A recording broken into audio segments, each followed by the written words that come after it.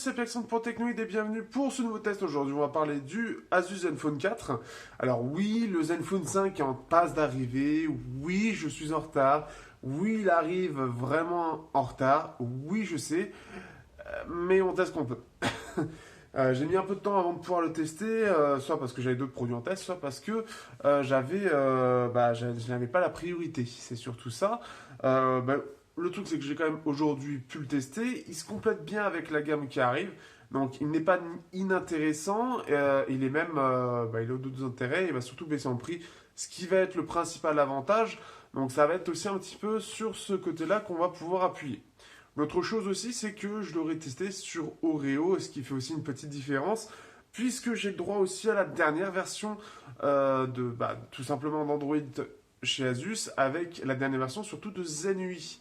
Donc la surcouche de Asus qui était très particulière pour beaucoup avec Android 6 et 7 et qui a été totalement remaniée pour Android 8 pour que justement les gens qui s'en plaignaient ne s'en plaignent plus.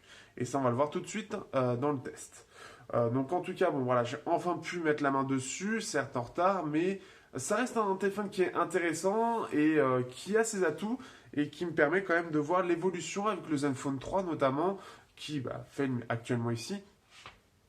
Et on en parle tout de suite.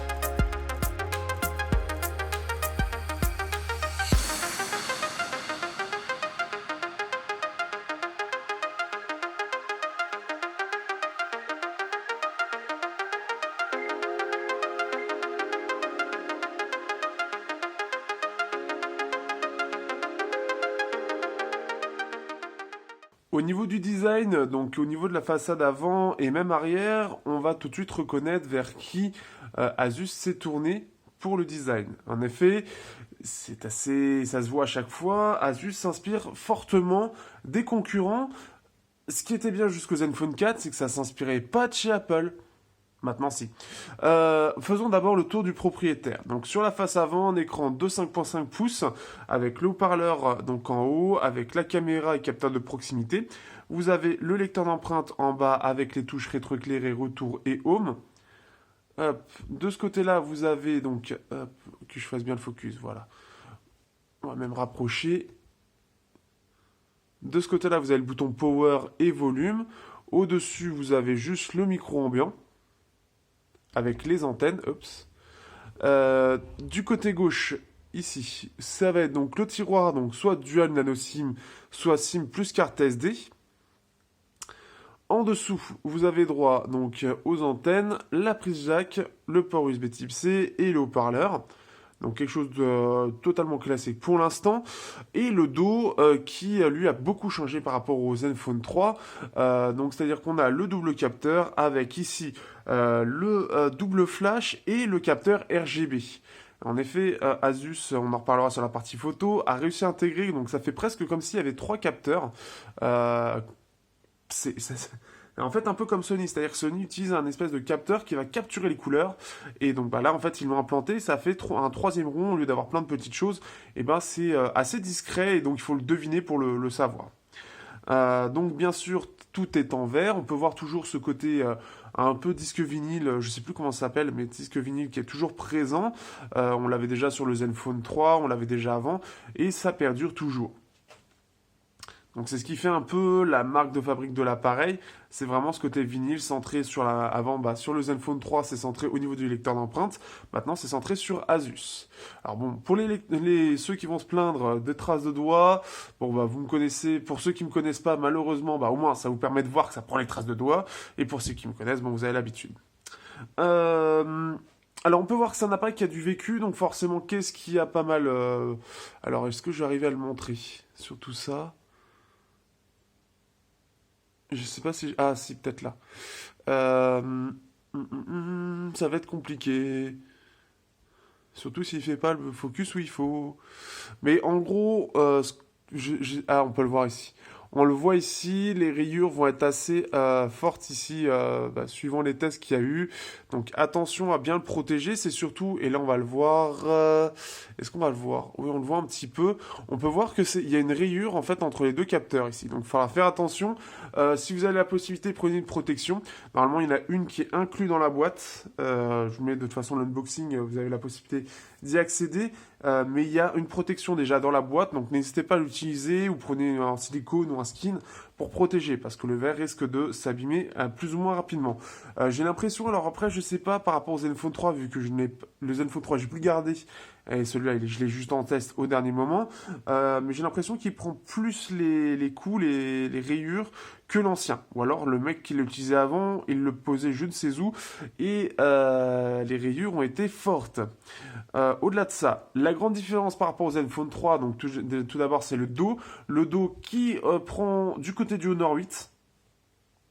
Donc très clairement, puisqu'on a le double capteur qui est ici, avec une surface entièrement en verre, on est très loin du Zenfone 3 qui reprenait lui le design du Galaxy S6, avec aussi forcément ce côté vinyle, mais ça fait plus partie de chez Asus, mais forcément, quand on ne connaît pas, on va faire le rapprochement avec Honor. Donc ça fait très clairement copie d'Honor en fait, enfin copie. On sent la grosse inspiration du côté Honor avec ce double capteur. Après, on peut pas non plus réinventer à chaque fois le design, mais néanmoins, le côté bleu, le double capteur ici, le côté vinyle, ça fait un ensemble qui fait très Honor, qui fait très Honor inspiration.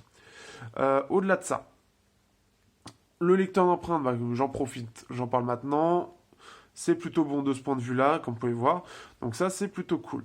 L'encombrement est correct sans plus. On a quand même des bords qui, quand on le voit avec la partie métal, est quand même assez impressionnante. Enfin, impressionnante.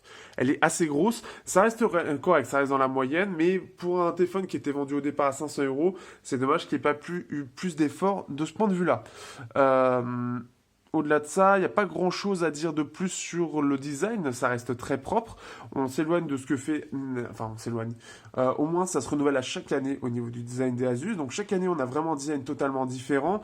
Le Zenfone 3, c'était le Galaxy S6, très fortement. Le Zenfone 4, donc l'Honor 8. Le Zenfone 5, c'est... plus entre Huawei P20, mais bon, c'est un peu le même principe en gros parce que c'est la même problématique. Mais en gros, l'iPhone 5, l'iPhone X, voilà, avec le notch. Donc voilà un petit peu, ils se sont inspirés un petit peu à chaque fois d'acteurs différents. Là, pour le coup, c'était le notch. Je pense que c'était l'idée. En tout cas, ça se voit pas. Il le cache pas très bien. Qu'est-ce que je peux dire de plus? En soi, voilà, c'est quelque chose qui voilà, en design qui est très correct, on a une tranche métal qui est assez agréable, la prise en main est bonne, l'encombrement est plutôt correct, elle est meilleure que le Zenfone 3 parce que le Zenfone 3 en version 5.5 avait vraiment des bords plus épais. Ça c'était un peu le souci, c'est que c'était pas forcément bien optimisé en termes d'encombrement. Là c'est un petit peu mieux optimisé. La prise en main est un petit peu meilleure aussi. On est après dans...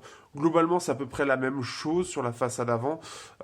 Mais ce qu'il y a surtout, voilà, c'est le lecteur d'empreintes qui vient à l'avant cette fois-ci. Pour le coup je pense que c'est une côté design. C'est mieux d'avoir un design où on n'a pas de lecteur d'empreintes à l'arrière. Ce qui fait que ça prend plus le design du Honor 9 en fait. Bon, c'est la même chose. Et ce qui fait que ça va à l'avant, parce que déjà à l'avant c'est quand même plus agréable à utiliser, donc il va servir de touche home, mais ça on en parlera dans la partie surcouche. C'est surtout ça qui va changer. Le dos qui a été totalement remanié, le lecteur d'empreintes à l'avant. Donc voilà un petit peu. Après, en soi, les tranches sont les mêmes. Alors il y a même une amélioration, c'est-à-dire que le Zenfone 3 aussi, et j'y pense, le Zenfone 3 en fait avait au niveau des antennes, en fait, c'était des morceaux de tranches en métal coupés par une partie plastique qui va faire passer l'antenne. Là, on a une partie antenne en fait qui va vraiment être peinte comme la plupart des smartphones. Là, on avait vraiment une technologie qui était très vieille par rapport à, enfin avant.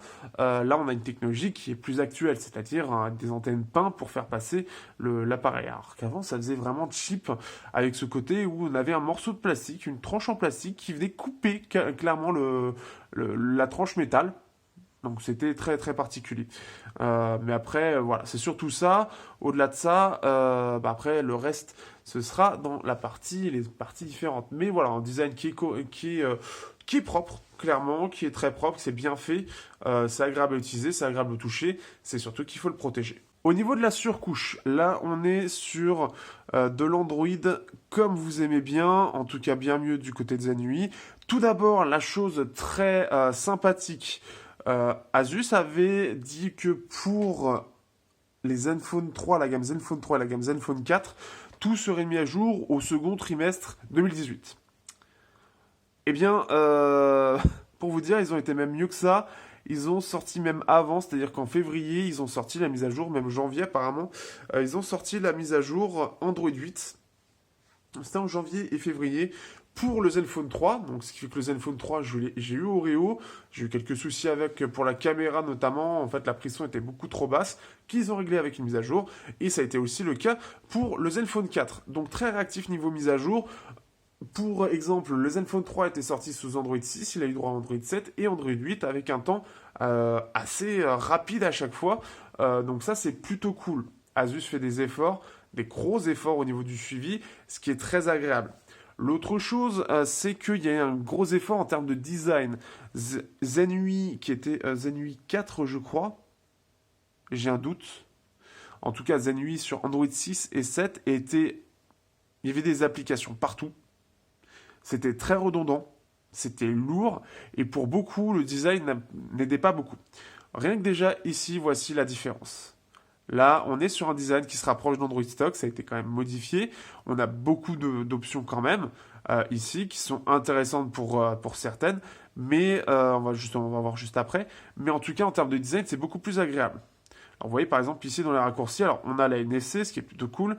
On peut signaler la position. Si jamais on a un problème, un petit SOS.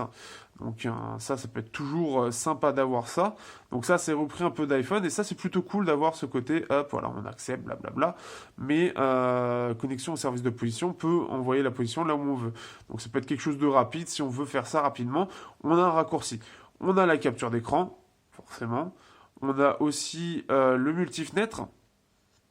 Donc ça peut être sympathique pour ceux qui, au lieu d'avoir ce réflexe en fait d'appuyer longtemps sur la touche ici, bon forcément j'ai pas d'application lancée, mais si j'appuie longtemps sur la touche ici, on peut le lancer comme ça, mais pour certains ils ont besoin d'aller ailleurs, donc ils vont aller là. Bon après c'est pas forcément utile, mais c'est pour certains.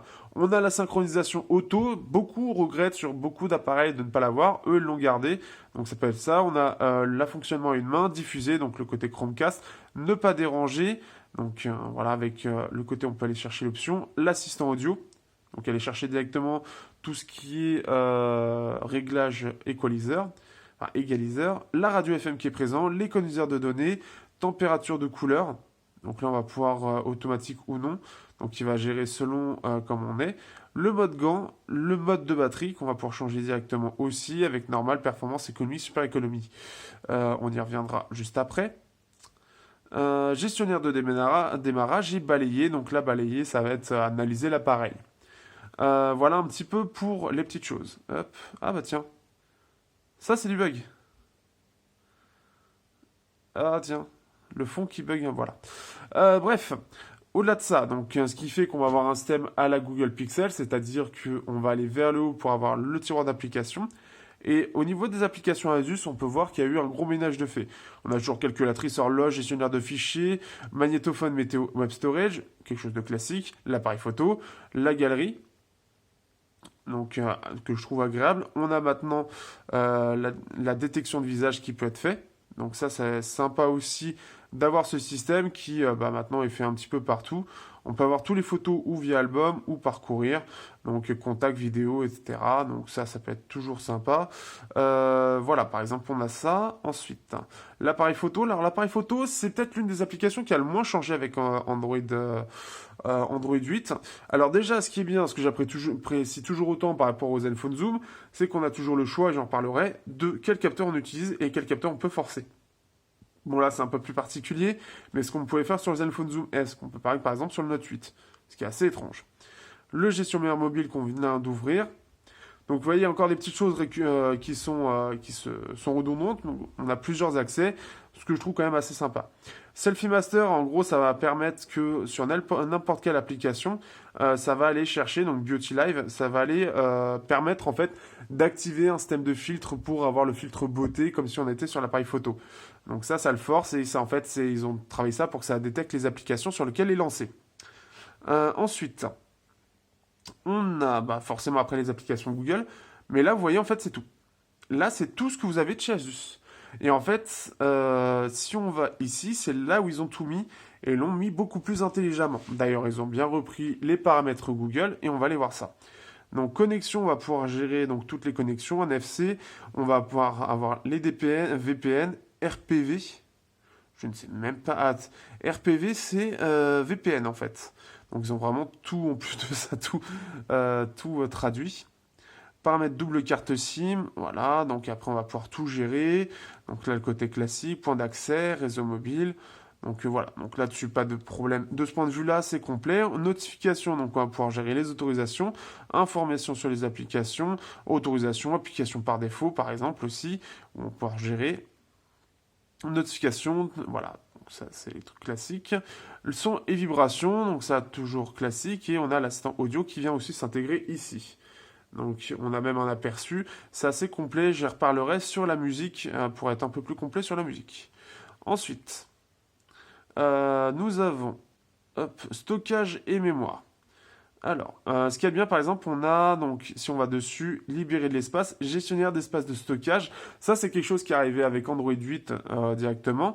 Et en fait, c'est-à-dire qu'on va pouvoir choisir que toutes les photos qui datent de plus de 90 jours pourront être supprimées.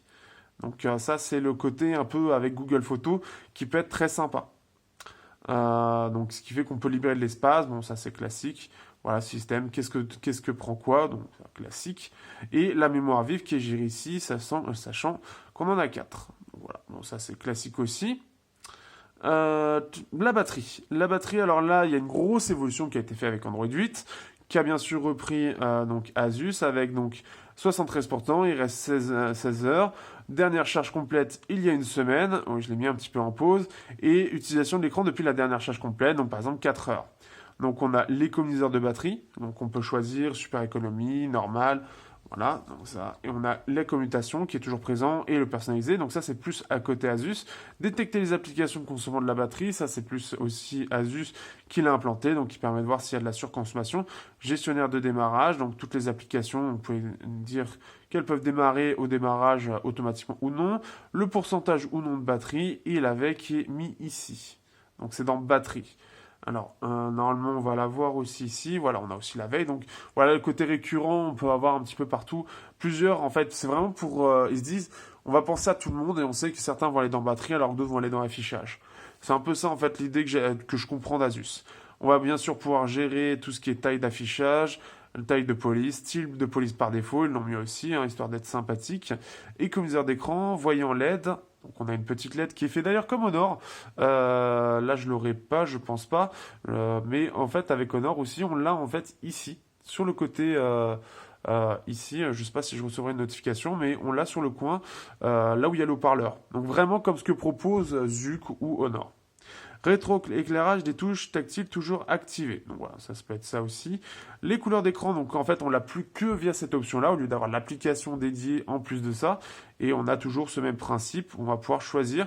Alors sachant que là, en plus de ça, maintenant, on a un système qu'ils ont mis en place où ça va choisir la température de couleur selon les besoins. On a aussi le côté filtre lumière bleue qui est toujours trop léger. Le côté vif si vous voulez avoir quelque chose de très saturé ou quelque chose de personnalisé que je trouve toujours très efficace. On va alors par contre on va le remettre désactiver d'abord le filtre bleu. Oui, tout de suite, madame. Voilà, on va le laisser faire. Et ce qui fait que c'est vrai que c'est agréable parce qu'on a vraiment un écran blanc. Il va vraiment s'adapter selon les besoins. On a toujours le système de thème. Alors, vous voyez, le thème ici, par exemple, il est mis dans les paramètres. Donc, papier peint quotidien, par exemple, verrouiller les diaporamas, ma liste locale, on peut gérer mes abonnements. Donc, on peut s'abonner à plusieurs types d'écrans. Quelque chose que j'appréciais beaucoup d'ailleurs avec le Zenfone 3 et qui est toujours agréable à avoir puisque ça change régulièrement. Et on peut même changer le thème. Donc là, c'est vraiment écrit changer le thème. Et hop, on va voir leur système de thème. Alors globalement, le système, enfin les thèmes chez Asus, c'est pas forcément ça. Mais ce qui est bien en plus de ça, c'est que le lanceur Asus est compatible avec la plupart des systèmes de thèmes. Donc par exemple CyanogenMod, etc. Ce qui est assez cool. Avancé, on va voir PageMaker. Donc là, ça va être un système où on va avoir un bouton flottant et qui va permettre de créer des marque-pages. En fait, donc vous allez avoir un petit rond, je vais voir si je peux le montrer. Génie du jeu. Donc génie du jeu, c'est toujours le truc classique, un peu comme ce que propose Samsung. Donc c'est-à-dire de pouvoir enregistrer à la volée, avoir le système où on peut se connecter directement à un YouTube pour faire du direct et montrer aussi, avoir une petite pastille où on a notre visage. Protection Zenui, donc là, alors, bon, déjà on a le SOS qui est présent, donc si on a envie d'appeler rapidement, on a ça, signaler la position, ce qu'on a aussi, et groupe de messages. Donc ça c'est plutôt cool, c'est assez bien pensé, et c'est vrai que c'est assez rare. Optiflex, ça c'est quelque chose de chez Qualcomm, qui va permettre de lancer plus rapidement certaines applications régulièrement utilisées, et donc permettre voilà, le lancement beaucoup plus rapide. Le mode enfant, le mode facile, bon ça ok. Action rapide, donc capture d'écran, appareil photo instantané, Zen Motion, donc là ça va être tout ce qui est geste tactile, mode à une main, couvercle Asus, donc là c'est par exemple, c'est vraiment d'avoir le côté où ça va détecter que vous avez un système avec un flip, je pense que vous comprenez, alors couvercle c'est pas forcément le truc que j'aurais mis, mais bon. Les comptes, bon ça c'est classique. Accessibilité, donc on va voir le lecteur sous chaque texte, bon ça il n'y a rien de spécial normalement. On a toujours le duo mono, donc ça c'est les classiques de chez Google. Avec Android 8, on a l'ajout maintenant de l'onglet Google dans les paramètres. On va pouvoir gérer donc Android Auto, les annonces si on veut les désactiver par exemple, applications associées, commande de diffusion, un profil professionnel, numéro, play jeu, etc. Donc c'est complet pour tout ce qui est Google. Ensuite, on a la partie système et on va pouvoir gérer les mises à jour de système. Donc, ce qui fait que d'ailleurs, c'est beaucoup plus simplifié pour la mise à jour de système. C'est beaucoup plus épuré aussi. Et c'est assez agréable. Qu'est-ce que je peux dire de plus au-delà de ça? Pas grand-chose de plus. Ce qui est quand même agréable dans cette surcouche, alors au-delà du fait que j'ai toujours trouvé que Asus optimisait très bien leur surcouche. Ça, c'était quelque chose, bon, à part le bug que j'ai eu, c'est la première fois que je l'ai eu pour le coup. Je l'avais déjà eu sur le Zenfone 3, je crois. Mais il y a une vraie optimisation derrière qui est très agréable. Il y a une vraie fluidité qui est très agréable aussi. Et au-delà de ça, là, par exemple, il y a un petit effet parallaxe qui est sympathique. Globalement, c'est vraiment très très agréable. Donc ça, c'est... Déjà là-dessus, il y a toujours eu quelque chose de très sympa depuis que j'ai eu un Asus, c'est que c'était toujours très bien optimisé. Au-delà de ça, on sent qu'Asus, pour le coup, a vraiment fait en sorte de faire plaisir aux gens et de répondre à la demande des gens pour que justement il n'y ait plus cette surcouche très brouillonne, remplie d'applications inutiles qui prend de la place pour rien et être perdu sur une surcouche qui fait extrêmement lourde. Là, on sent vraiment qu'elle fait légère, on est proche d'Android Stock et la plupart des applications ont été on va dire mieux placées, plus discrètes et plus agréables. Donc pas grand chose à dire sur cette surcouche. Moi je l'apprécie beaucoup, je l'appréciais déjà avant parce que pour déjà toutes les raisons diverses, parce qu'elle est complète. J'apprécie encore plus le fait, en fait, on a l'impression que c'est Zen UI, c'est Samsung avec TouchWiz et maintenant c'est, je sais même plus comment ça s'appelle, Samsung Experience maintenant je crois. Et en fait, parce qu'il y a eu tellement de noms, oui j'aime bien faire des parenthèses qui servent à rien.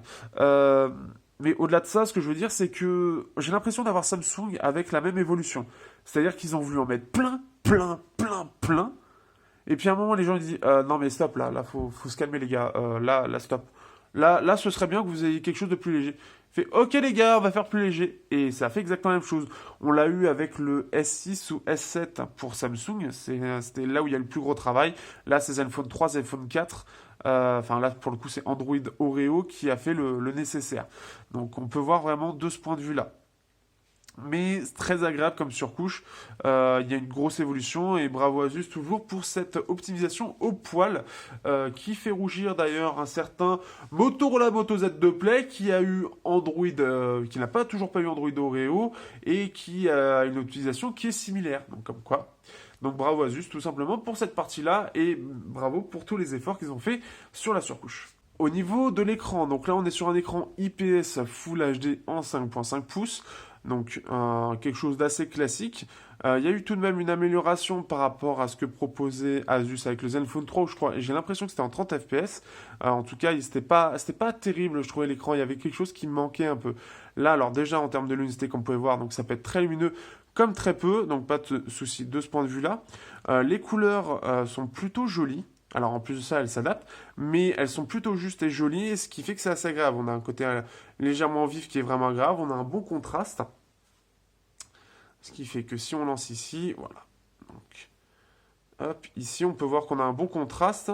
Le suivi, l'effet de ghosting, je crois, si je dis pas de conneries, qu'on avait un peu plus sur le Zenfone 3, on l'a beaucoup moins ici. Et ce qui fait que bah, voilà, c'est un bel écran, il est agréable à regarder. Les blancs sont bien blancs. Et il n'est pas trop agressif, il nique pas trop les yeux, j'ai pas eu de soucis avec lui, ce qui fait que c'était plutôt agréable de tous les points de vue. Vraiment un bon écran pour le coup, donc pas de soucis. Au niveau des up ici, on peut voir que c'est plutôt bon, forcément on perd un peu de luminosité, mais ça reste très bon au niveau des angles de vision. Donc pas grand chose à dire sur cet écran. Pour revenir par rapport à la surcouche, on a ce système ici. Faut que je m'y fasse. Alors, on a bien évidemment le système. Alors, température de couleur automatique, mais on peut la changer. Alors, ça reste assez léger. On peut le voir quand même là que ça change, mais ça reste assez léger. On a le filtre bleu qui, je trouve, alors il est un petit peu mieux que le Zenfone 3, mais reste beaucoup trop léger par rapport à ce qu'on pourrait ressortir en termes de filtre bleu pour justement limiter la lumière bleue qui agresse et qui empêche un peu d'endormir. Et pour les couleurs vives, on peut avoir donc là une couleur très vive et on peut après donc changer la température de couleur. Et ce qu'il y a toujours de bien, c'est qu'on peut changer la teinte. Donc c'est-à-dire que si vous voulez avoir une autre teinte, si vous aimez bien la vie en violet, eh bien vous avez cette possibilité. Bon, en gros c'est plus pour avoir quelque chose qui vous convienne un petit peu mieux et avoir quelque chose de très saturé ou noir et blanc. Donc si vous aimez bien le noir et blanc, pareil, vous aimez bien la vie en noir et blanc, c'est votre problème.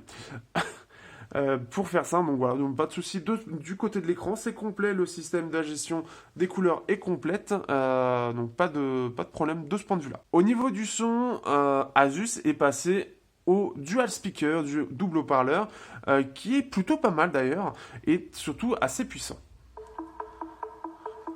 Donc là, on va entendre que le son sort bien d'ici. Et le son du haut-parleur ici est plutôt puissant. Enfin, pour quelque chose de worké, il est plutôt pas mal.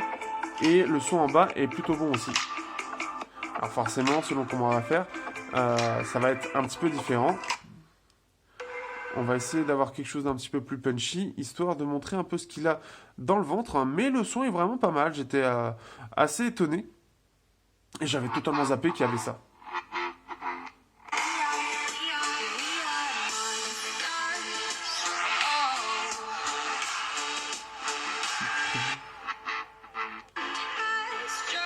Et qu'est-ce qu'il y a ici? Voilà, on va aller... Okay. Là, c'est plutôt pas mal. On entend plutôt bien.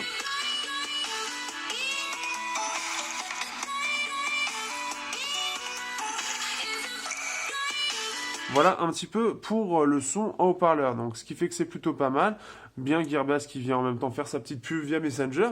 Donc, ce qui fait que c'est plutôt pas mal. Et on a un son qui est plutôt bon. En jack, ça va être un petit peu différent. Ah oui, je confirme aussi qu'on va pouvoir changer. On va le mettre sur une autre musique.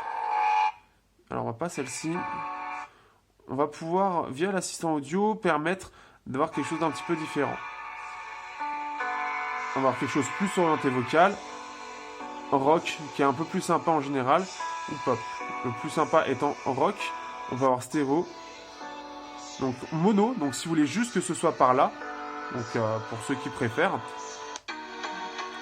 Donc, voilà, donc mono, on sent la différence.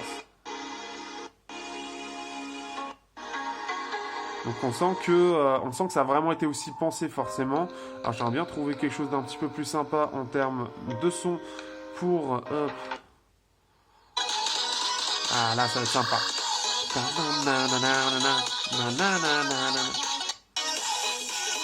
Là en stéréo.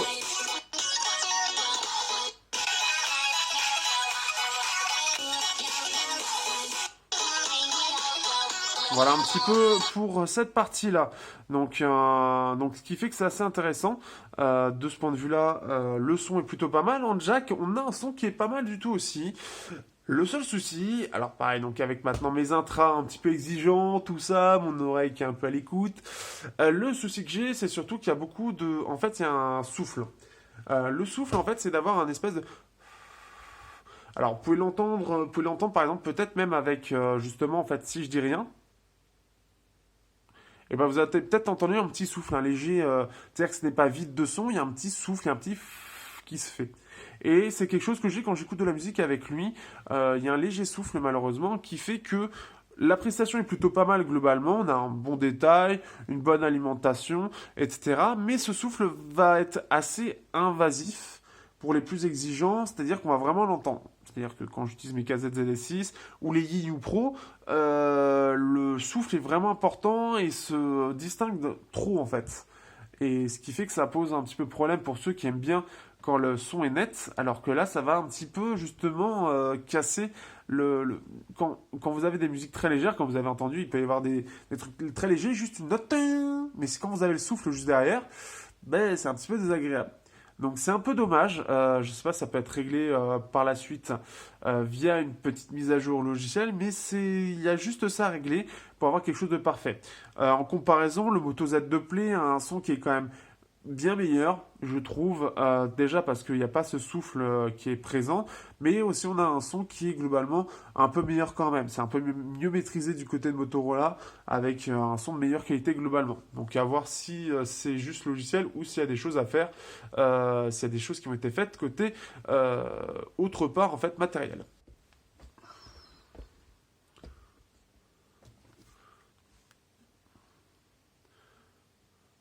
Au niveau de la photo, donc là on est sur un double capteur photo, donc n'hésitez pas, comme je l'ai dit, à le protéger avec une coque pour éviter des rayures comme il y a ici.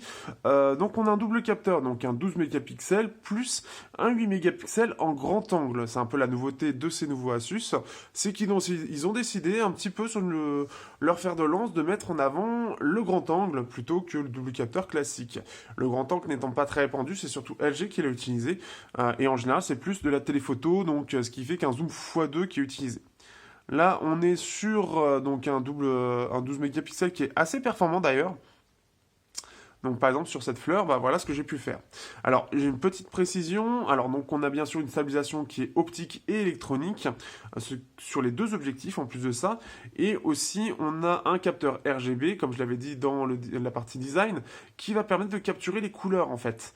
Donc c'est-à-dire que quand vous prenez la photo, et on peut le voir d'ailleurs au traitement logiciel, je ne sais pas si ça va se voir dans la vidéo, on va essayer de le montrer. Alors on va se remettre en auto. Non, là, ça va être trop rapide. Peut-être en désactivant. Mais en fait, en gros, parfois, on peut le voir. En fait, on va voir la photo et on va voir que les couleurs vont légèrement changer parce qu'il va appliquer le filtre de la partie récupérée par le capteur RGB. Donc, c'est ce qui est utilisé aussi par les Sony, ce qui va permettre voilà, d'avoir des couleurs qui sont plus proches de la réalité. Donc là, on a vraiment quelque chose, alors un petit peu, pour le coup, surexposé, mais proche de la réalité en termes de couleurs. On est vraiment sur... là, on note forcément, comme c'est surexposé, forcément les couleurs sont aussi surexposées, mais on est sur des couleurs qui sont proches de la réalité. Donc c'est ça qui est assez cool. Au-delà de ça, ce que j'aime beaucoup, c'est donc... Alors, déjà, c'est stabilisé, donc on peut le voir, mais c'est qu'on a une application qui est très complète. Alors déjà, on va pouvoir choisir l'HDR, donc s'il est en auto ou manuel ou désactivé, enfin, ou toujours activé ou toujours désactivé.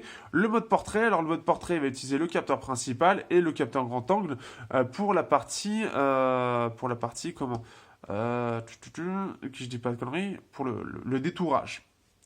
D'ailleurs, le capteur grand angle, donc il est en 8 mégapixels, premier souci, et en ouverture 2.2, autre souci. Donc forcément, en faible luminosité, ce ne sera pas votre meilleur ami.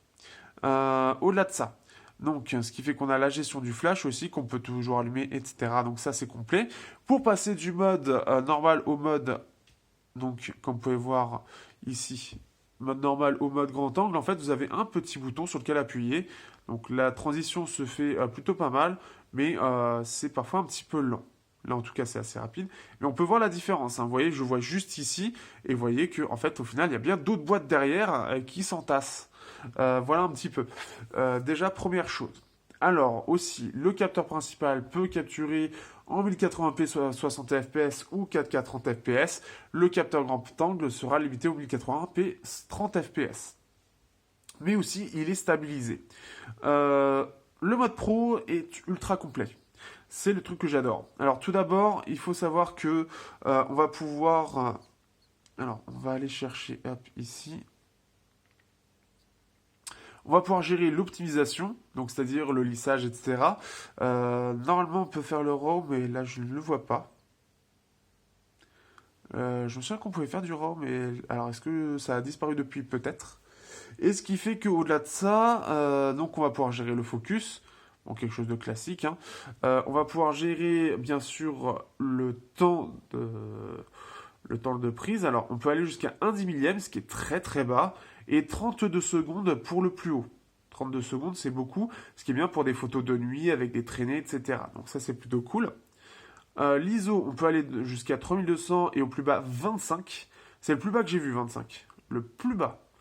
Là, donc ça va être plus le côté où ça va être en fait l'exposition, tout simplement l'exposition à mettre. Vous avez bien sûr les températures, on peut aller jusqu'à 2500K, de 2500 à 7500K par palier de 250. Ce que j'aime bien, le petit truc en plus qu'ils ont mis, c'est que par palier, ils ont mis, alors là c'est si c'est nuageux, là c'est quand c'est grand soleil, là c'est les néons, et là c'est plus les lumières en général. Les lumières chez nous. Donc ça, pour s'adapter, voilà, on a des petites indications qui, je trouve, sont sympathiques parce que ça permet à la fois de parler aux pros et pour ceux qui sont un petit peu entre les deux ou qui découvrent, ils ont des indications précises. J'ai toujours aimé l'application d'Asus pour ce côté très complet et c'est toujours le cas. On a toujours donc le mode auto, on va le remettre ici pour avoir une image un peu plus correcte.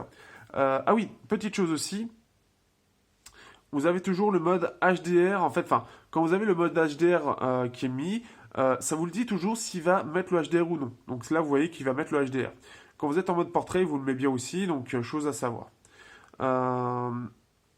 Ce que je voulais montrer aussi avec la partie pro, et ce qui est bien, c'est qu'on va pouvoir voir en fait en temps réel ce qu'il va y avoir. Donc ISO 3200, alors là forcément c'est fixe. Ouverture 1.8, donc on est bien sur le capteur principal avec un 1500e d'ouverture. Là on peut voir qu'avec en fait ce système-là, on peut voir que l'ouverture est en 2.2 sur le capteur. Donc ce qui fait que c'est plutôt cool d'avoir ce type d'information parce qu'on sait à quel type de capteur on a droit. Et qu'est-ce que ça peut inclure comme limite. Ça, c'est la chose à savoir. Ce qu'il y a de bien sinon, par exemple ici, donc là, on va être sur le grand angle, si je dis pas de bêtises. F2.2. Voilà, par exemple ici, vous avez typiquement hop, la photo donc prise en grand angle. Alors forcément, avec là, c'est un petit peu foiré au niveau du focus, mais grand angle, et là, c'est la photo principale. Voilà, c'est un peu foiré aussi, ça a été très dur de prendre cette photo. On va aller chercher des photos où c'est un peu plus voyant. Alors, est-ce que c'était celle-ci? Voilà, par exemple ici, donc vous avez cette photo-là, ici, donc très détaillée d'ailleurs, parfois, et j'étais étonné parce que parfois l'appareil arrivait à faire des clichés qui étaient mieux définis que celui du Galaxy Note 8 où le côté logiciel était trop présent et ce qui faisait, ça faisait moins naturel. Là, on a plutôt pas mal de détails, donc c'est plutôt bon. Quand en plein jour, le Asus se démerdera vraiment bien. Et en grand angle, alors forcément moins de lumière aussi. Là, c'est un petit peu nuageux. Donc là, on a quelque chose de très éclairé. Là, on a quelque chose de beaucoup moins éclairé. Donc ça peut donner ça. Et en termes de détails, ça n'a rien à voir non plus. Puisqu'en 8 mégapixels, là, la partie logicielle va avoir un traitement plus lourd et ça va se sentir, c'est moins naturel. Et on a beaucoup moins de détails. Parce que 8 mégapixels en grand angle, on perd forcément en détails. Le château, on peut voir aussi, alors par rapport au Datsuite par exemple, ça va être beaucoup moins bien. Globalement, on a plus de grain qui est présent. La partie logicielle est moins présente et ça va se voir sur certaines choses, notamment ici en fait au niveau des barreaux, on va voir que ça manque légèrement de précision. Ça manque d'une bonne finition et là on va voir que les grains fait que on voit mal l'antenne en fait. On a le petit bout de l'antenne ici qui ressort mal parce que entre les grains ça casse un peu les détails. Au-delà de ça, qu'est-ce que je voulais montrer? De nuit. De nuit, c'est plutôt pas mal. On a des clichés qui sont plutôt bons. Par contre, il y aura beaucoup de grains. Le côté logiciel est pas trop forcé. Je pense que justement, alors je sais pas si c'est dû au fait qu'ils ne préfèrent pas abuser de la partie logicielle ou qu'ils la maîtrisent pas, mais le grain reste assez présent sur certaines photos. Là, c'est plutôt bon. On a quelque chose de vraiment pas mal. De nuit, en fait, il se débrouille vraiment bien. Après, forcément, ouverture 1.8 avec un capteur photo de bonne qualité. Là, on est derrière mon bâtiment, donc vous avez l'album, vous pouvez comparer avec d'autres, donc notamment le S7, pour voir que si c'est plus ou moins précis. On a toujours ce côté grimpe qui est présent, mais les détails sont assez présents. On a une scène qui est quand même assez précise, donc ça, c'est plutôt cool. En grand temps, forcément, ça s'effondre totalement, avec bah, forcément très peu de détails, très peu de lumière, etc. Hop, tu dégages. Voilà un petit peu. Vous avez aussi cette partie-là où on a ce fameux bâtiment, donc vous pouvez comparer, vous amuser. Mais c'est pas mal, il y a pas mal de détails. Les couleurs sont plutôt bonnes. Le côté RGB en fait est vraiment sympathique. Donc c'est quand même assez agréable de l'utiliser. En termes de photos, voilà. Bah, d'ailleurs, si vous avez vu la vidéo de Gamergen par rapport à la présentation du Galaxy S9, il faut savoir que je l'ai fait avec cet appareil-là. Parce que bah, c'est ce que j'avais de mieux pour filmer. Donc autant en profiter. Voilà un petit peu. Je voulais montrer une dernière chose, ça va être la stabilisation. Je vais essayer de vous montrer un petit peu plus parce que c'est vrai que je ne vous le montre pas. De toute façon, tout sera dans l'album. En termes de stabilisation, donc on est sur de l'électronique et optique. Ils aiment bien mélanger les deux. Où est-ce que je les ai mis ces vidéos? Je les ai mis où? Ah voilà. Alors, ce qui fait que là ça va être en 4K avec le capteur principal. Donc normalement, je vous mets les vidéos. Alors ce qu'il y a de bien, alors, histoire de ne pas avoir de compliqué, alors vous pouvez voir respirer comme un porc, hein, parce que moi j'ai tendance à respirer assez fort. Donc là, au niveau de les capteurs optiques, enfin de la stabilisation, c'est pas trop mal, mais on sent surtout quand on va aller sur le côté, il va avoir du mal un petit peu, il va devoir réarranger l'image, on sent qu'il y a un espèce de réarrangement, c'est moins pire que le S8, où je me souviens que c'était vraiment énorme, mais c'est plutôt pas mal. Là, quand vous voyez en fait que ça se déforme vraiment, quand vous voyez face au chemin, c'est vraiment que je fais plein de petits mouvements, et ça montre un petit peu. Là, je fais très lentement et on peut voir que c'est plutôt pas mal. Ça se débrouille bien. Ça reste du milieu de gamme. On n'est pas sur du haut de gamme, mais je trouve qu'il se défend bien. On est sur quelque chose de plutôt sympathique. Sur la partie grand angle, là, on a quelque chose qui, pour le coup, est quand même un petit peu mieux maîtrisé parce que c'est que du 1080p, un petit peu plus, un petit peu mieux, mais par contre, on peut voir que la qualité d'image n'est pas du tout la même. Déjà au niveau de la dynamique, qui va être beaucoup plus limitée. Les plages, en fait, de passer d'un côté plus sombre au non est beaucoup moins fluide. Et les détails suivent beaucoup moins. Donc forcément, c'est pas la même chose. Mais en tout cas, ça se défend. Dernière image que j'ai dû mettre normalement peut-être plus tôt, c'est entre donc la fleur rouge. Donc de base, on peut avoir vraiment beaucoup de détails, mais vraiment beaucoup. On a des belles couleurs, etc. Et avec le grand angle, on va pouvoir avoir quelque chose d'un petit peu différent, qui est assez agréable parce qu'on va être au milieu de plein de petites choses, etc. Par contre, au niveau du détail, ce sera forcément très différent. Donc ça, c'est un petit peu dommage. Et c'est ce qui met en avant d'ailleurs avec les Zenfone 5Z, où le grand angle va être mêlé au capteur principal pour avoir des photos ultra sympas en termes de qualité. Donc la partie photo en tout cas c'est voilà, c'est quelque chose que j'apprécie chez Asus. Le côté grand angle, j'aurais aimé avoir un grand angle de meilleure qualité pour pouvoir profiter d'une meilleure définition et avoir un moins gros fossé entre les deux et pouvoir avoir une meilleure envie de plus l'utiliser. Néanmoins, l'idée est bonne. Ce qui est bien, c'est que ça change. Et par rapport aux gammes, on n'a pas exactement la même chose. Donc, ce qui fait que c'est plutôt cool. C'est plutôt cool dans l'ensemble. Et le capteur principal est bien maîtrisé. Après, ce n'est pas haut de gamme, c'est un milieu de gamme. Et pour un milieu de gamme, il se défend vraiment bien. Même par rapport à la suite, il ne doit pas être très loin derrière. Il est plutôt bon. Le suite reste quand même excellent. Vraiment excellent, mais il se défend vraiment bien en termes de photos et surtout la gestion de logiciel reste un petit peu plus légère que la concurrence qui parfois en abuse un petit peu. comme le Moto Z2 Play. Au niveau de l'autonomie, on a droit donc à une batterie de 3000 mAh, donc le même que ce qu'on avait sur le Zenfone 3 en version 5.5 pouces. Par contre, par rapport au Zenfone 3 en 5.2 pouces, donc celui que j'ai pu tester, j'étais un peu déçu.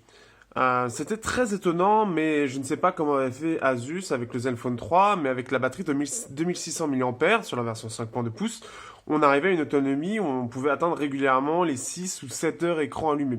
Le record étant 8 heures. Sur ce Asus-là, je ne sais pas si c'est le processeur qui consomme plus ou si c'est l'écran. Je pense personnellement que c'est l'écran qui est de bien meilleure qualité parce qu'on sent qu'il y a eu beaucoup de coupes, en fait, beaucoup de choses pour économiser, etc. et qui fait que ça a sûrement coûté moins cher. Mais le 625 était particulièrement économe, quelque chose que je retrouve pas forcément ailleurs. Et ce qui fait que l'autonomie est assez moyenne. Alors, pas, comment dire, elle est entre 4 et 6 heures écran allumé, selon votre utilisation, mais beaucoup plus aux alentours des 4h30 à 5 heures quand vous faites beaucoup de 4G et un petit peu de jeu. Donc ça va être ça un petit peu, je trouve que je m'attendais justement à ce que l'autonomie, mais après ça j'avais vu avec les tests, j'avais vu que c'était pas forcément terrible et je le confirme en tout cas même avec Oreo. Donc il doit y avoir un composant qui consomme plus et je me pose la question de savoir si le Snapdragon 630 consomme pas beaucoup plus, enfin un peu plus en tout cas que le Snapdragon 625 qui était vraiment exceptionnel sur ce point de vue-là. On le remarquait sur la plupart des tests qui sont sortis, justement, l'autonomie était vraiment exceptionnelle. Et là, c'est bon sans être dingue. Mais le Moto Z2 Play qui a la même batterie avec un Snapdragon 626, donc légèrement différent, très légèrement. Enfin, c'est toute la partie autour, donc tout ce qui est audio, vidéo, etc. qui a été modifié. Et ce qui fait que c'est possible que ce soit ça aussi, donc une partie audio qui consomme plus, la partie plus photo aussi, ce genre de choses. Euh, mais je vois pas concrètement ce qui pourrait consommer plus, mais en tout cas, ce qui est dommage, c'est que là où le Zenfone 3 version 5.5 consommait très peu et avait une très bonne autonomie, bah là, on se retrouve avec quelque chose de moins bien que le Zenfone 3 en 5.2. Ah, donc à vous de voir, mais c'est pas l'autonomie qu'on aurait dû s'attendre à voir par rapport à ce qu'on avait eu sur la version précédente. À voir avec les nouveaux Zenfone ce que ça va donner. Au niveau des benchmarks, on se retrouve avec un Snapdragon 630, alors c'est 4 cœurs à 1,8 GHz et 4 cœurs à 2,2 GHz. Grosse différence par rapport au Snapdragon 625 et 626, qui était un groupe homogène de 8 cœurs, c'est-à-dire qu'on avait les 8 mêmes cœurs avec la même fréquence, 2 GHz, et le 626, 2,2 GHz. Là, ils sont revenus à deux groupes de cœurs, et donc avec une vitesse différente, une overclockée à 2,2 et l'autre downclockée, donc un peu moins de vitesse, à 1,8 GHz. Probablement pour jouer entre l'économie d'énergie et la vitesse, mais apparemment le Snapdragon 125 gérait mieux cette partie-là. Résultat, au niveau des scores, on n'a pas un score qui est incroyable, on n'a pas une réelle évolution par rapport au 625, puisqu'on se retrouve avec 4114 points, où voilà, c'est surtout sur le simple cœur qui évolue un petit peu, comme le 626, on va faire 862 points, 900 points à peu près, donc ça dépend des scores. Mais par contre, là où le Moto Z2 Play fait 4500 points, là il en fait que 4114.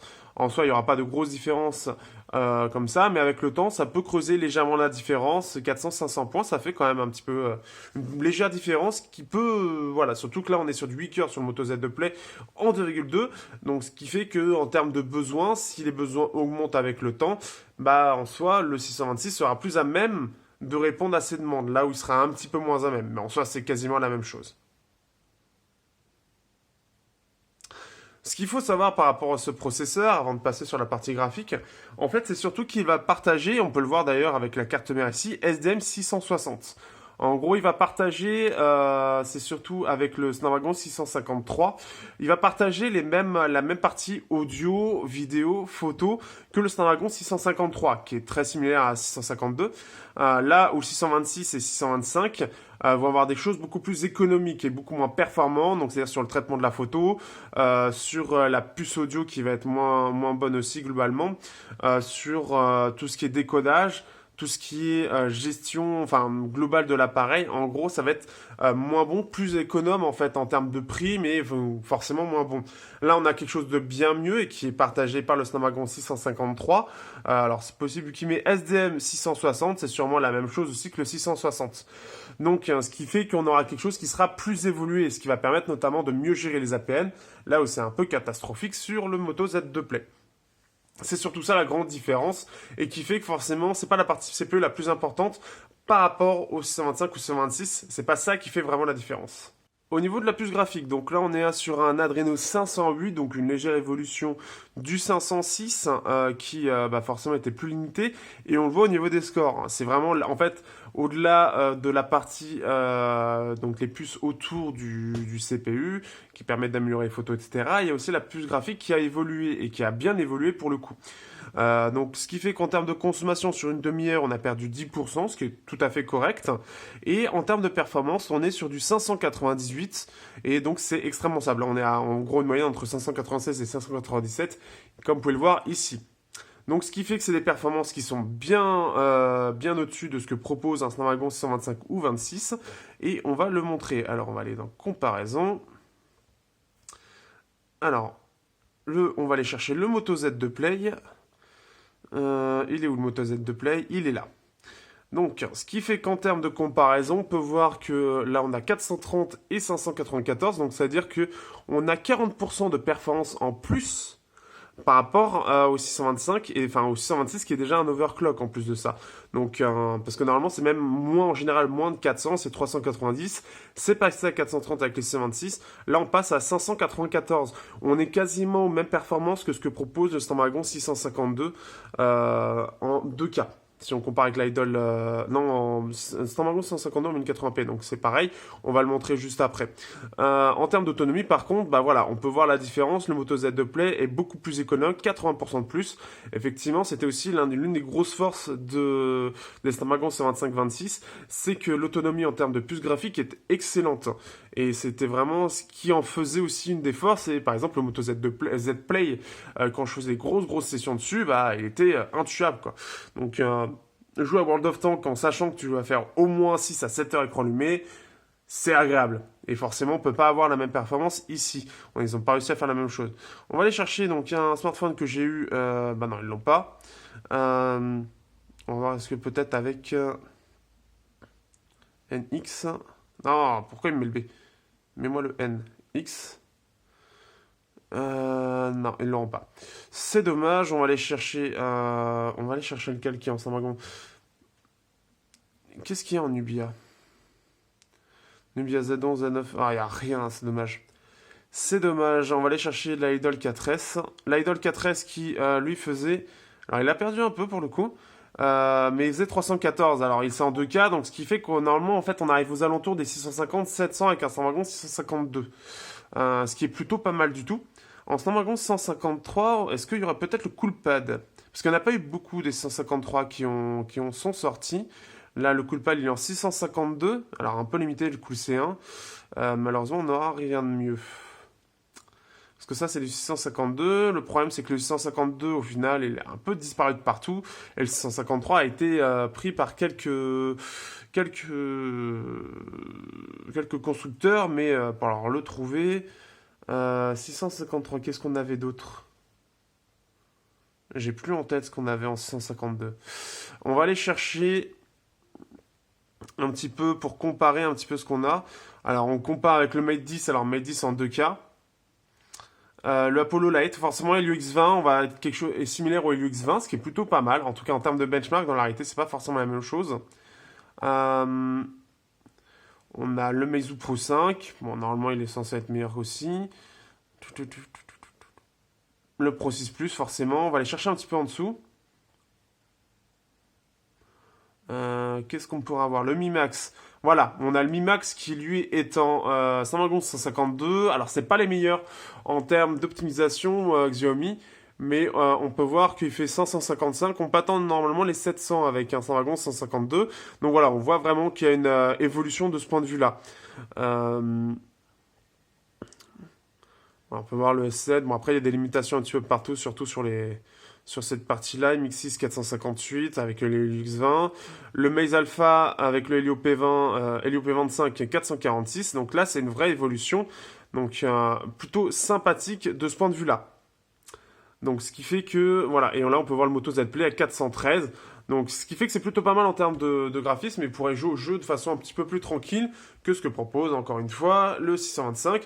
Et on se rapproche pas mal des performances du 650, qui était plutôt pas mal et qui était assez large en termes de performance. Donc ça c'est plutôt cool. On se retrouve sur Hitman Sniper Challenge. Donc ça faisait longtemps que j'avais pas ouvert ce jeu. Et on peut voir que, bon, au niveau de la fluidité, on n'est pas forcément digne d'un haut de gamme, mais ça se défend plutôt bien. Alors le truc c'est que forcément, là, il m'a enlevé mon profil, donc là je peux pas faire ce que je veux, puisque c'est la première partie. Mais on peut voir que, là en fait quand on est en dehors, on peut voir que là ça galère un petit peu, parce que bah, forcément la puce n'est pas forcément la meilleure, et pour que ce soit bien fluide partout, bah, il faut une très bonne puce. Donc, ce qui fait quand même, dès qu'on zoome, là on aura une très bonne fluidité, et on va voir quand on tire ce que ça donne.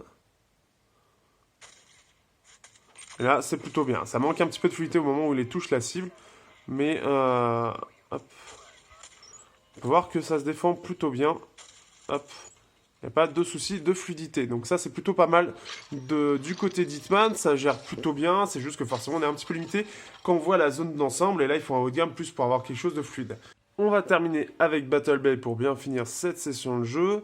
Donc là, on est forcément sur un jeu qui est plutôt moyen. Enfin, il n'a pas besoin d'une grand chose en termes de ressources.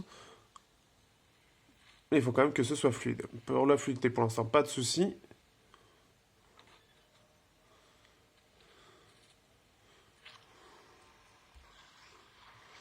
Bon, là, je me fais violer, clairement. Ah, on va peut-être refaire une autre partie, hein. On est reparti pour un petit tour sur Battle Bay, sur un nouveau combat cette fois-ci, et on va voir un petit peu.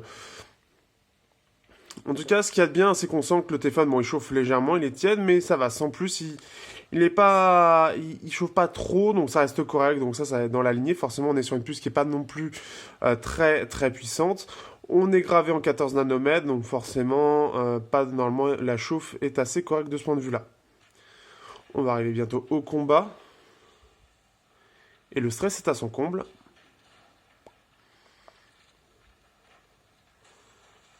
Et j'ai mis le but. Ah quoi, je me suis trompé de jeu. Ah, c'est pour ça. Oui, bon, c'est nul. J'ai vraiment un humour de merde, par contre, c'est ça qui est dommage. Ça pouvait être drôle en plus, ce serait bien. Hop, allez, un deuxième tir. Oh putain, oh putain.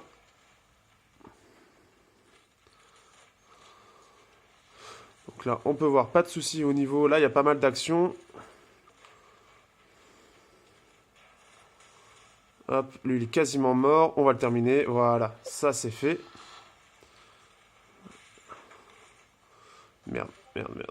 Là, le mec fonce dans le tas. En général, c'est pas une bonne idée. C'est vraiment pas une bonne idée.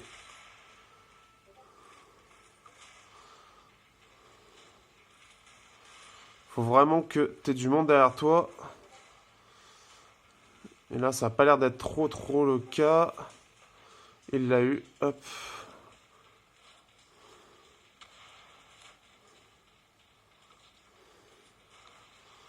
Putain. Déjà, toi, je vais te niquer. Ça fera déjà ça en moins. Par contre, là, faut reculer.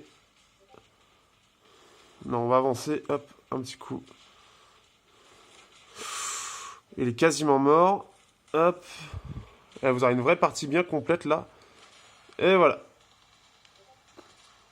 Il reste le dernier là-bas. Ah, je suis tout seul. D'accord.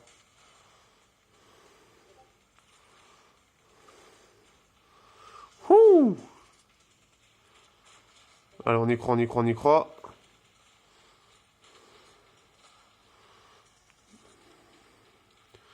Voilà. Ce qui est bien avec ce jeu, c'est qu'en plus de ça, les vagues ont une énorme importance. Donc, faut vraiment avoir du bol. Bon, là, il est mort. Voilà! Ça, c'est fait. Alors, j'espère que vous avez bien vu, parce que forcément, avec l'angle, c'est pas forcément facile. Mais en tout cas, je les ai défoncés. Ah, et pour terminer juste, hop, j'y pense, ça chauffe ici. Ça chauffe vers le haut de l'appareil, c'est très léger, donc ça c'est plutôt cool. Je suis pas du tout gêné, je le sens à peine, donc ça c'est assez agréable. Alors que penser de ce Zenfone 4 de chez Asus, et même un an après sa sortie? Eh ben il se défend plutôt bien, notamment l'aspect photo est très intéressant, le fait d'être allé chercher le grand angle pour changer était plutôt une bonne idée. Manque que pour justement ce grand angle, ce ne soit qu'en 8 mégapixels. Normalement, c'est plutôt pas mal et ça c'est réglé, on va dire, entre guillemets, avec les nouvelles versions qui vont coupler justement l'appareil photo principal et le grand angle pour avoir un maximum de détails. Parce que je pense que ça a été un grand reproche qui a été fait à cet appareil. Parce qu'effectivement, comme vous pouvez le voir sur la partie photo, et que vous avez normalement aussi l'album, vous avez justement ce manque qui est assez important en termes de détails et qui ne permet pas de profiter autant que possible que si par exemple on prenait une lentille, qu'on la met sur l'appareil et qu'on utilise le capteur principal. Globalement, après l'appareil, bah, il est plutôt pas mal, hein. C'est-à-dire qu'en termes de design, bon, alors forcément ça reprend le Honor 8, mais il est bien foutu. On a de la mémoire, on est sur quelque chose de plutôt performant, un bon appareil photo, une puce son qui tendrait à s'améliorer. Ça, c'est une petite critique personnelle, mais pour la plupart des gens, il ne devrait pas y avoir de soucis. Mais en même temps, tout ça. Mais globalement, oui, c'est un appareil que j'apprécie. Le gros problème qu'il y a eu lors de sa sortie, c'est surtout son prix. Et je trouve que c'est toujours encore le cas. Pour moi, il devrait être vendu à un prix aux alentours des 300 euros aujourd'hui pour être intéressant. Le fait de l'avoir vendu à 500 euros, déjà techniquement, c'était trop cher. Euh, Autant le Zenfone 3 Zoom, on pouvait comprendre par rapport à l'appareil photo qu'il y avait dedans. Et si on a quelque chose de bien, mais le Zenfone 3 Zoom avait quelque chose de supplémentaire. Il avait un petit peu, entre guillemets, presque tout pour lui. Il manquait la puce son qui était vraiment son défaut. Et il avait tout. Il avait clairement tout. Là, on a quand même pas mal de petites choses qui fait que c'est pas parfait. Et à 500 euros à la sortie, ça les valait vraiment pas. Il est descendu à 400 euros et je trouve encore que bah, un Zenfone 3 qu'on trouve à 200 euros, un Zenfone 3 en 5.5 on le trouve à 250, reste globalement plus intéressant que celui-là. Vous avez aussi le Zenfone 3 Deluxe qui se trouve à peu près au même prix, qui est plus intéressant aussi. Il est globalement plus performant, meilleur appareil photo, enfin j'ai adoré ce téléphone. Donc ce qui fait que cet appareil-là souffre un peu de ses propres smartphones de l'année dernière en termes de rapport qualité-prix. Et je ne sais pas ce qu'il a voulu faire Asus cette année-là, parce que entre son milieu de gamme à 500 euros et son haut de gamme à 900 euros, mais ils auraient peut-être dû attendre un an. Je pense que c'est ça en fait. Et ils ont voulu augmenter les prix en se disant que ça va passer, et pas du tout. Pas du tout, parce que tu peux pas passer d'un smartphone, le Zenfone. En fait, ce qui avait de bien avec le Zenfone 3, c'est qu'il était globalement performant axé sur la photo, mais pour un prix à 380-400 euros. Il était face au Honor 8, certes, qui est vendu que sur Internet, donc avec une plus grande performance, mais en photo, par exemple, il se débrouillait globalement mieux. Et il avait globalement quelque chose de sympa à proposer et très équilibré. Quand on met 100 euros de plus pour à peu près le même produit, ça passe moyen. Donc, en gros, on a un meilleur appareil photo et un grand angle qui vient s'ajouter là. Mais ça passe moyen quand on passe à 500 euros et que le Zenfone 3, lui, est déjà trouvable depuis un moment à 250 euros. Et je pense que c'est ça. Je ne sais pas si Asus en a vendu beaucoup de ces Zenfone 4. Je ne suis pas sûr. Et je pense que c'est pour ça d'ailleurs qu'ils sont revenus à une toute autre politique. En voulant faire la politique du on est les plus chers. Et je pense qu'il y avait une gestion des mises à jour derrière. Je ne sais pas du tout. Et c'est ça qui me fait poser des questions. Le Zenfone 5 et 5Z, ils ont voulu justement casser les prix. Donc, ce qui fait qu'en France, on va avoir la version à 600 euros du 5Z, le 500, 600 euros avec le Snapdragon 845, parce qu'ils ont fait des économies pour ne pas aller chercher des choses technologiques dont la plupart des gens en fait s'en foutent en fait, ne sont pas obligatoires comme la reconnaissance faciale. Et je sais qu'il y avait une autre chose, mais je ne sais plus quoi. Et je trouve qu'au final, bah, c'est plutôt une bonne idée de faire des économies, d'avoir un meilleur rapport qualité-prix avec l'essentiel. Parce que globalement, la partie logicielle d'Asus s'est beaucoup améliorée en termes de design, mais ce qui a toujours été bien, c'est qu'elle est bien optimisée. Donc il faut qu'ils capitalisent là-dessus. Ce qu'ils ont fait d'ailleurs, le Zenfone 5 semble très intéressant sur les nouveautés qui sont apportées. En fait, ce Zenfone 4 par rapport au Zenfone 5 et surtout à l'heure actuelle, à l'heure où je le teste, il va être un peu bâtard parce qu'il va être entre les Zenfone 3 qui sont aujourd'hui à prix cassé est toujours très intéressant, puisque les performances sont globalement aussi intéressantes. Et en plus de ça, il a droit aussi à Oreo. Donc, ce qui fait qu'on a droit quand même aux dernières nouveautés. Bien sûr, on aura un droit, normalement, je ne sais pas s'il aura Android P, je ne suis pas sûr. Mais ce qui fait que bah, ça va être un peu la seule chose qui fait que par rapport au Zenfone 4, ça lui va lui faire défaut. Après, le Zenfone 4, ce qui est bien, c'est qu'ils ont fait des grosses améliorations au niveau de l'écran. Les finitions ont pris un grand coup, enfin, un grand coup en avant. Elles ont bien évolué. Où je suis fatigué, c'est horrible. Il y a eu un grand bond en avant. Et ce qui fait que forcément, je pense que le prix a pris aussi. Mais 500 euros, c'était trop. 400 euros, un an après, ça reste trop. Je pense qu'aujourd'hui, il devrait être vendu 350, 300 euros. Là, ce serait le bon prix. Ce serait le bon prix actuel. Si vous avez des bons plans, n'hésitez pas à aller dessus. Mais en tout cas, c'est pas un mauvais appareil. C'est un appareil qui est juste vendu trop cher pour ce que c'est. Après, voilà, si vous voulez un bon appareil photo, clairement, il a de quoi vendre. Mais pareil, si on va chercher un S8 qui va se trouver pas plus cher ou un S7, un S7, ça commence à être un peu plus moyen en termes logiciels.